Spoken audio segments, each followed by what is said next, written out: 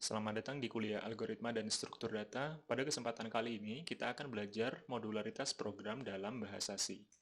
Setelah kuliah ini, mahasiswa diharapkan bisa memahami kegunaan modul program, lalu memahami konsep reusability dalam pembuatan program, dan juga memahami pembuatan program C menggunakan beberapa modul, serta mengimplementasikan pembuatan program C menggunakan suatu modul. Pertama-tama, kita harus memahami apa itu yang disebut sebuah modul program. Nah, suatu program utuh itu bisa terdiri dari satu atau lebih modul yang digunakan dalam program tersebut. Modul itu bisa merepresentasikan banyak hal, bisa merepresentasikan sekumpulan rutin sejenis. Rutin bisa berupa fungsi, berupa prosedur, tapi secara umum rutin bisa diartikan sebagai potongan kode atau bagian kode yang bisa dipanggil oleh program lain.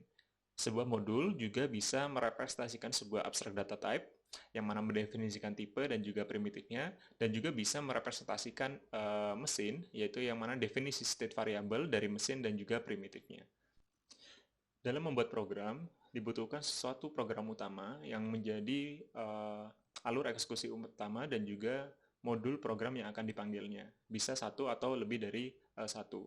Nah, beberapa modul tersebut itu bisa direpresentasikan dalam file yang berbeda sehingga nantinya bisa dibuat objek file yang berbeda untuk masing-masing program tersebut, modul program tersebut. Sehingga nanti kita bisa memanfaatkan konsep reusability sehingga ketika ada program lain yang menggunakan modul yang sudah kita definisikan dan kita kompilasi sehingga menjadi sebuah objek file atau objek code, maka program tersebut bisa langsung menggunakan objek file yang sudah kita buat sebelumnya.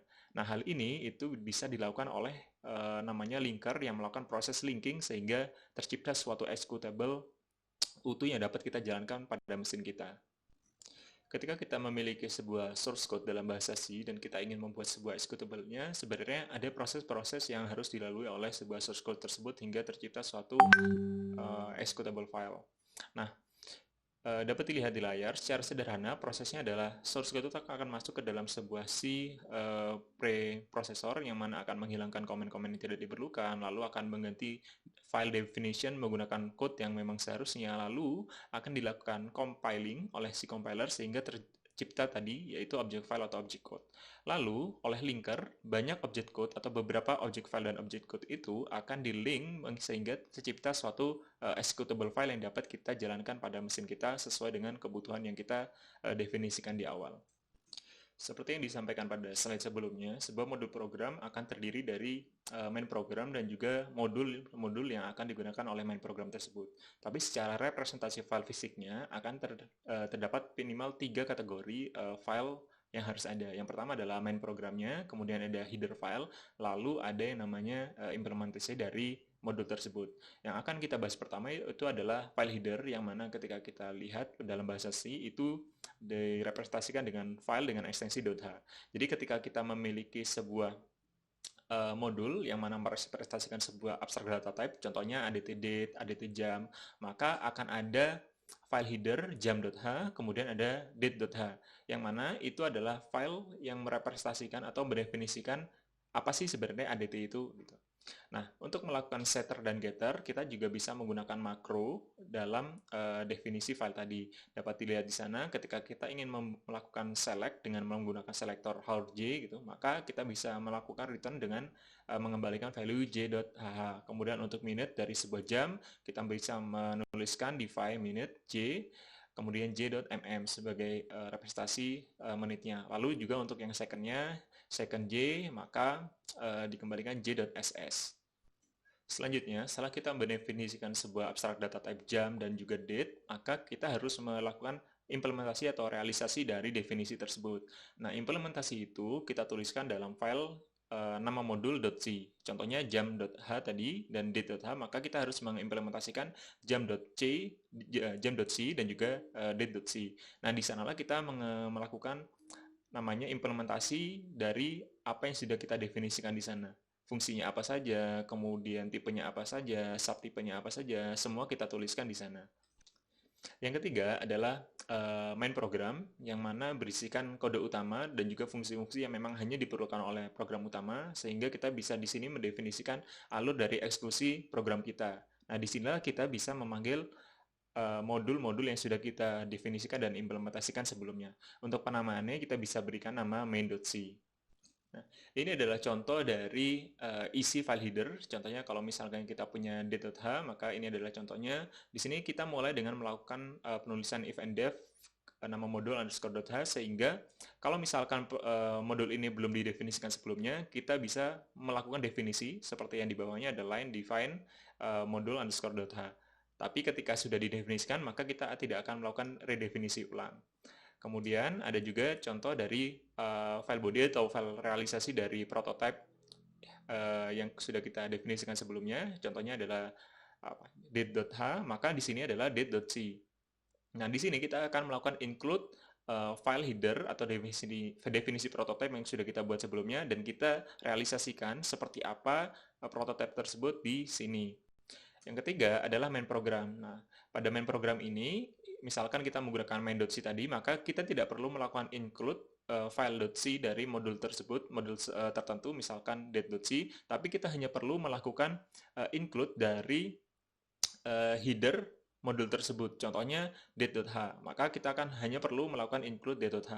Lalu bisa dilihat juga di sana ada kodenya in main, maka di sanalah, di dalam bracket itulah kita bisa melakukan implementasi atau realisasi seperti apa sih program yang ingin kita tulis. Lalu diakhiri return 0 karena kita memang mendefinisikan fungsi mainnya sebagai fungsi yang mengexpect untuk dilakukan balikan berupa integer.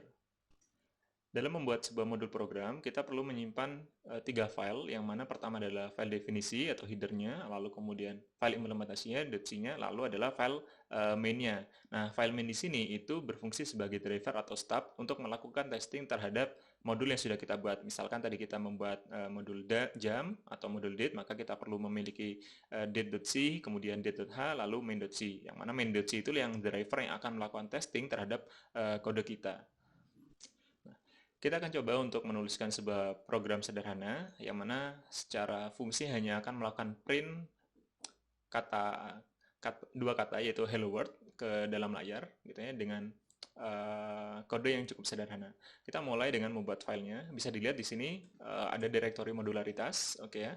Lalu di sini ya kita harus menuliskan program kita. Kita mulai dengan membuat filenya main.c, lalu kita tuliskan seperti apa program utamanya.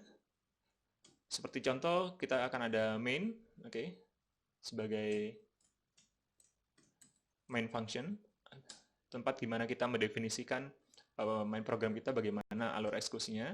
Lalu kita printf, ini adalah function untuk melakukan printing ke screen hello world. Hello world. /n itu adalah new line, lalu kita return 0 karena kita mendefinisikan main itu sebagai fungsi yang memiliki balikan berupa integer. Kita coba save, lalu kita compile dengan perintah gcc main.c min all main. Oke, bisa dilihat di sini ada error, oke ya. Implicit declaration of function printf. Kenapa? Karena ketika kita lihat di kode kita gitu ya, kita tidak pernah mendefinisikan printf itu sebagai sebuah fungsi, sehingga compiler itu tidak akan pernah tahu fungsi printf itu akan diganti dengan kode seperti apa. Oke, maka kita bisa menambahkan di sini melakukan include header file, oke, prototype dari standard io.h, yang mana itu adalah header dari fungsi-fungsi yang memang sudah dikenali oleh si compiler, sehingga ketika kita melakukan rekompilasi dapat dilihat di sini tidak ada error, dan ketika kita melihat dalam directory itu ada executable main.executable. Ketika kita eksekusi main.exe,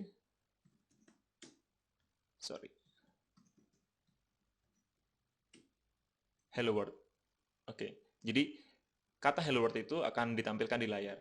Jadi memang C sudah memiliki banyak modul yang bisa langsung kita gunakan tanpa harus kita redefinisi ulang. Nah, disitulah letak kesempatan kita untuk melakukan eksplorasi sebenarnya fungsi apa saja yang memang sudah tersedia dan bisa langsung kita manfaatkan tanpa kita harus melakukan implementasi ulang di program kita. Demikian kuliah algoritma dan struktur data mengenai modularitas program dalam bahasa C. Terima kasih.